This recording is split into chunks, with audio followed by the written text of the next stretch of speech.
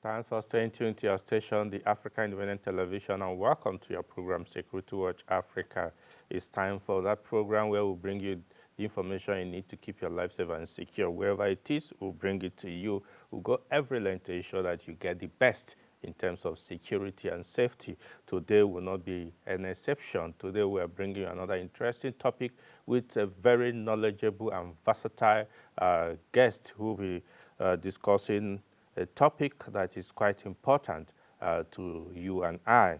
Welcome to the program today. My name still remains Patrick Abaho. But before we go to the discussion, let's take you to the Army headquarters where Elizabeth Tanko brings us a report of the Chief of Army Staff visit to Abeokuta, to Ogun State. Particularly, especially, he went to the Ijebu Day in Ogun State, not Abeokuta, sorry. Sit back as we bring you this report.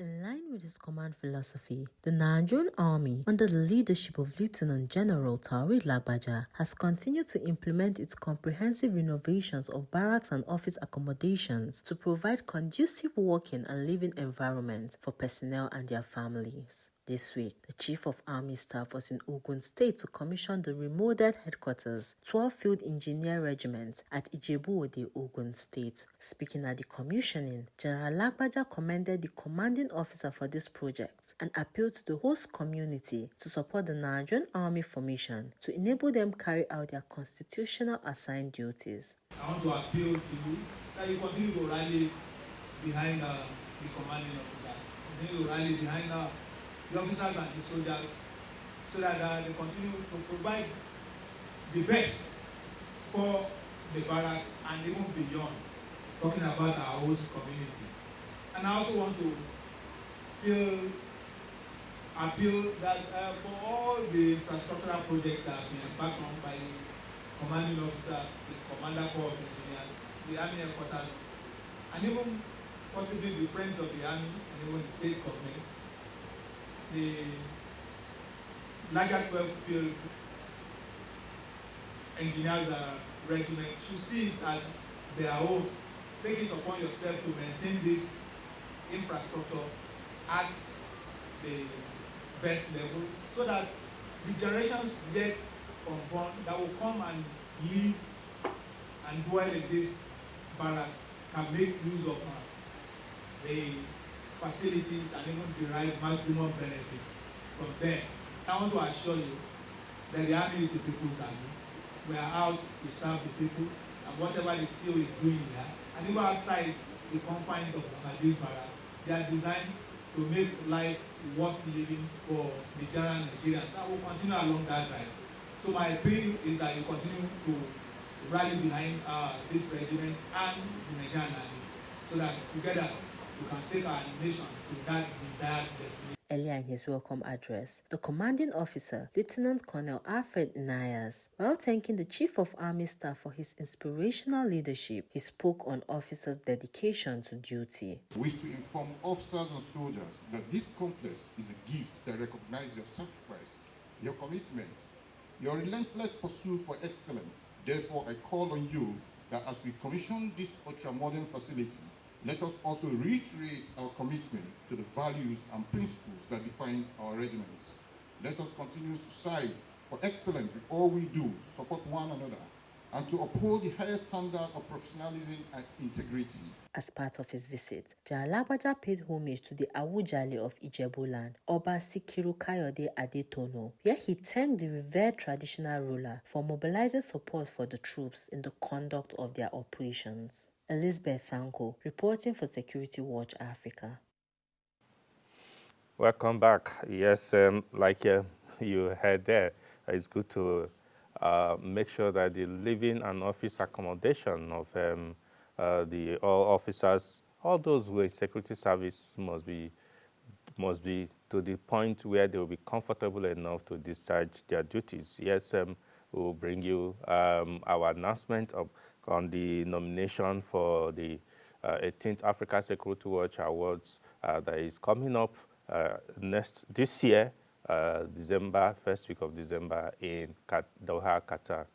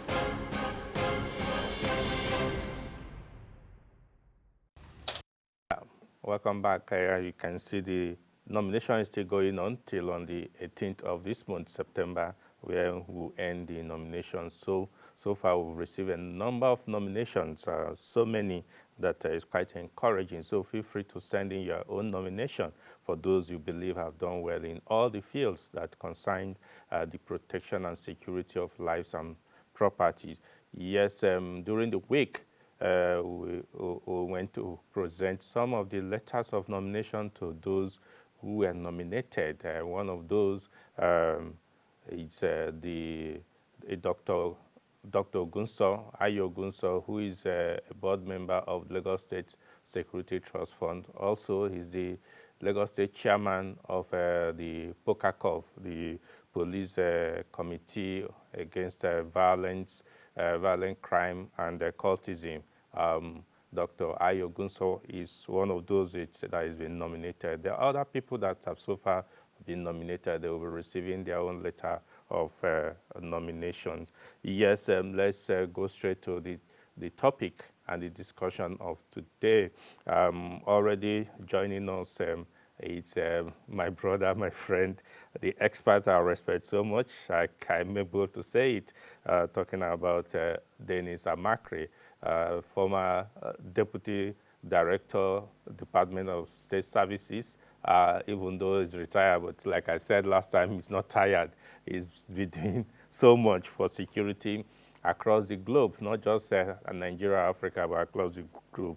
It's a pleasure to have you, sir. Join us once again. Good afternoon, Patrick. Yes. Thank you for having me. Thank you so much. Yes, we will discuss, we'll be looking at what we titled Incorporating National Security in Public Policy Formulation. I know that sometimes when those in government come up with ideas, sometimes they consider political exigencies, they consider economic relevance, issues of security, how it affects general security of the people they are to govern, since to take the background is not considered very important.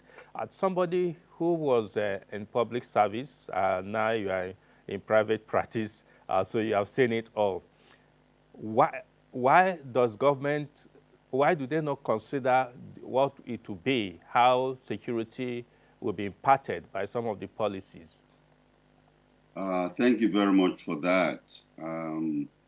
You know, we talk about security all the time, but I think sometimes people just take it to mean security is just the gate man, the security guard. And because of the way we even take the security guard, we don't take national security seriously. So it is a big problem. Number one, we really need to understand security. And security actually is the conduit pipe, with which a nation runs. It's like you're building a house. And, if you remember very well, Patrick, the older houses, I remember when I was younger, when they build a house and then they start wiring it. They will put the wire and you can see the wire. Yes. Outside the walls, So it is like an afterthought. But these days, when they build a house, you see that the wires are inside the walls because it's been, taken into consideration right from the beginning of building that house.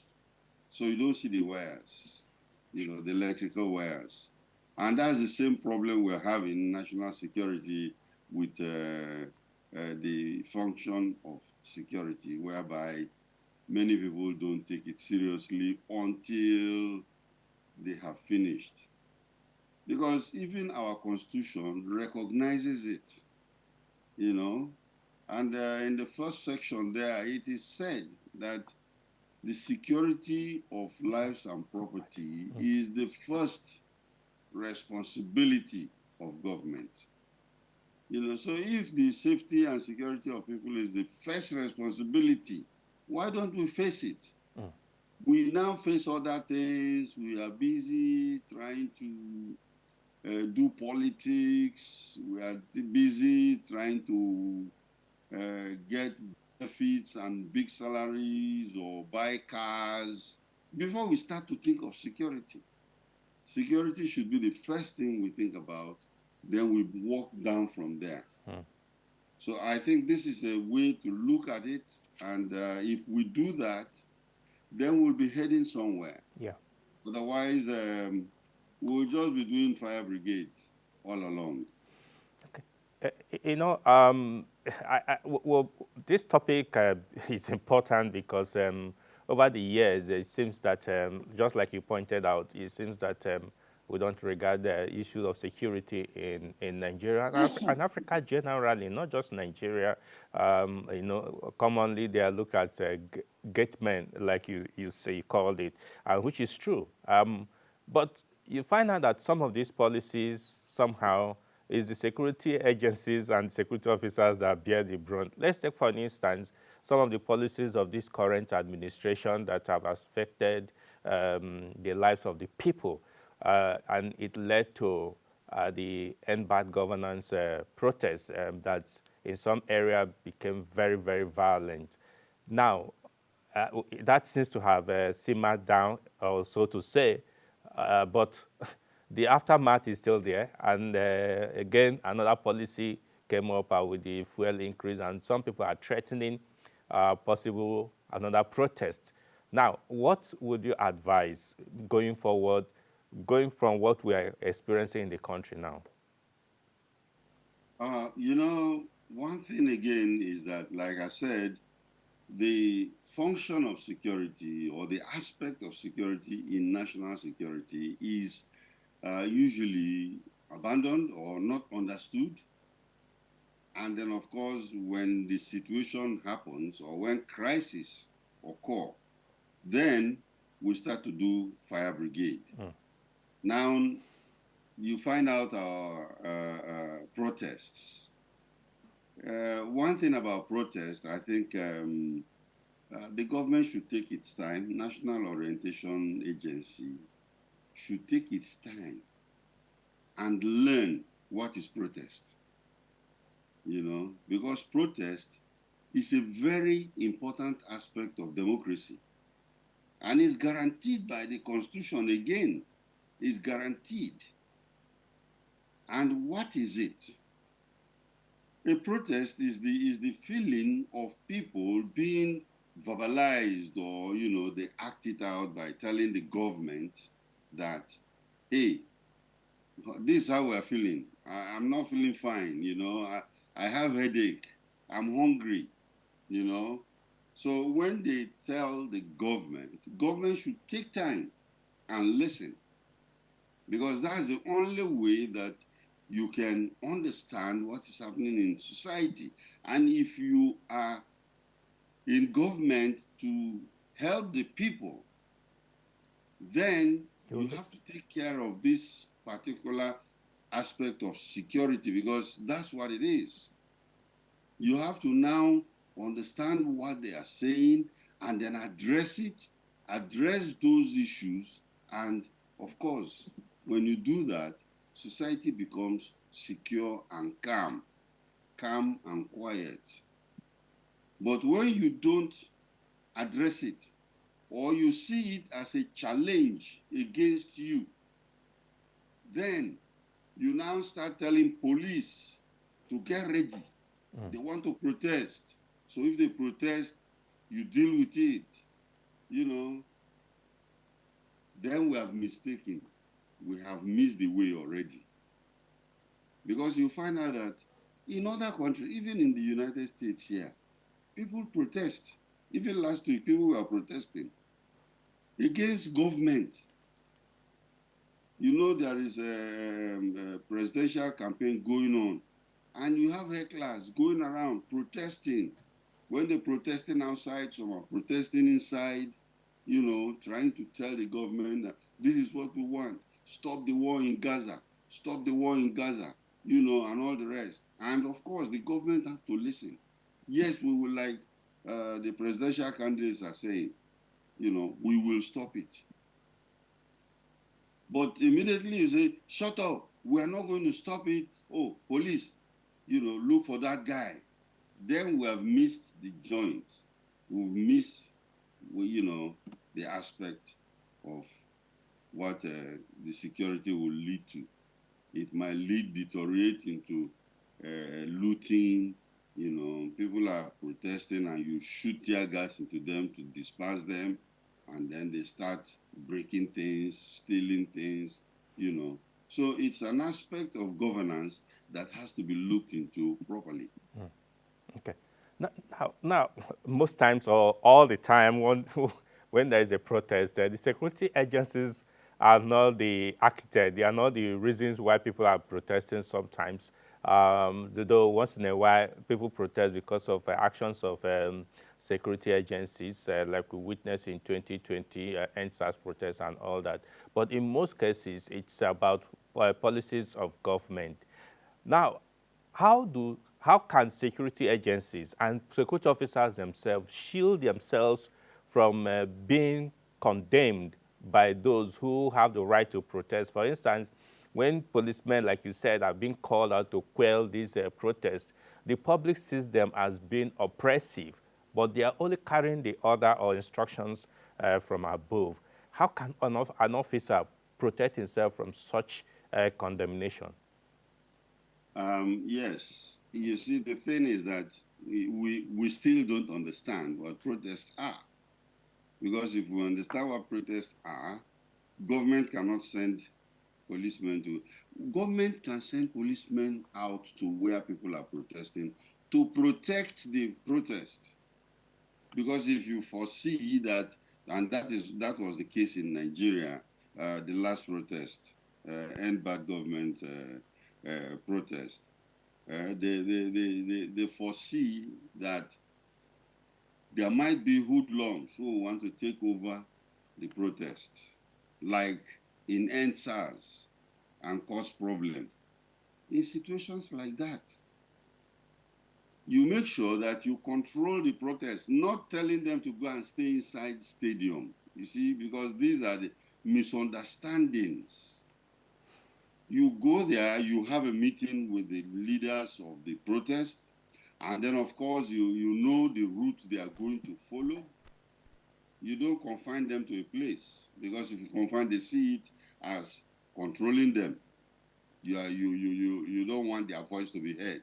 They want to march on the street where ordinary people are so that they will see them. So, yes, this is how they are going to go, so you follow them. you protect them. And when you see hoodlums coming in, you now deal with those hoodlums. In fact, in some areas, like the one I saw recently here in New York, in Washington, D.C., people were protesting against the Israeli Prime Minister, Netanyahu. And what they did was that they told the police that, okay, this is how we are coming. This is the T-shirt we are going to wear. They are going to wear a particular T-shirt to identify them. And they all wore the T-shirt, about more than 100 of them. They wore the T-shirt and they were, marching together. Anybody who is not wearing the T-shirt is not one of them. And the police can work with them to understand that, so that, those people who want to break into that, column to cause problem are quickly arrested and taken away. So that they don't say that, oh, they want to suppress us, they want to arrest us and beat us, and some people are being arrested and stuff like that. So controlled system whereby you allow people to do their protest, but you don't allow infiltration by hoodlums or thugs that will come and cause problems. Okay. Now let's maybe talk specific now. I remember that the End Bad Governance protest in one of the states, the state security agencies invited those who are calling for the protest for a meeting. First of all, they accepted, but later on, they didn't go for a meeting to be able to address areas and routes where they will be marching, so they refused to provide that guide to the security agencies. And so the police were left blind because they don't know where these people, and they suspected some areas where these people may be converging, and decided to take over those places before they converge again. These people came to take over. They wanted to take over those people. They met police officers and they were protesting. Now, how can security agencies build this confidence in people? Because maybe those people refuse to have a meeting with the security agencies. They are afraid of either that they will be arrested, even though as at that time they have not protested, so they have not committed any crime also to say. Then there's no form of identification. Again, these are the things, because drawing from the experience you gave now, the New York protest, where everything was well identified. In Nigeria, sometimes they want to block the road for other users to not to be able to use the road. So how can there be balance between those who want to protest and allowing those who also want to carry out their legitimate activities to go ahead? Yes, it is. It still boils down to misunderstanding between the protesters and the government agencies. And of course, the government agencies really need to take their time. Like I said earlier, government agencies like police, need to take their time to study protests. Study it. And please, don't bring army into the matter. Many people are still misunderstanding that aspect too. Government officials believe that, if things are very tough, calling the army should go there and deal with anybody that goes there, And then, of course, like before the End Bad Government protest, you have the military making press statements that we're going to deal with anybody that do this or that or that or that. That was in bad taste. Very, very bad taste, because, you see, the police is set up to protect and serve the people. And that's why most of these things that are happening shouldn't go to army. Yes, if the police is overwhelmed by an external force like terrorism, yes, they can invite the army to come and help, which they've done. But you cannot invite army to come and help you in protest. And the army should also know that the Constitution does not allow them, because the army is trained to kill. They are trained to protect the territorial integrity of Nigeria. And anybody who is trying to do, and penetrate on that will be killed. And that's what soldiers are trained to do. So when you bring soldiers into the country to now take part in internal security, then they are going to kill the people they are supposed to protect. Exactly. Okay. So that is wrong. All right.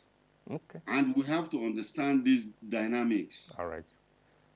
Thank you so much, sir, because I must say that to get you to speak, it's been always our delight to have you talking because so much to give, and you have given us a lot to learn about this. I'm sure the security agencies themselves, they have watched and they will be watching to draw one or two lessons from what you have said. Subsequently, maybe possibly next week, bearing our time, we'll be able to look at the intelligence that could help to check all these violent protests. Thank you so much for joining us once again, sir. Thank you for having me, Patrick. All right, sir. Yes, viewers, this is where we come to the end of today's edition of the program. We have looked at incorporating national security in public policy formulation and how can it be done better so that Nigeria can remain safe and secure. Until next week when we come your way again, I say thanks for staying tuned and bye for now.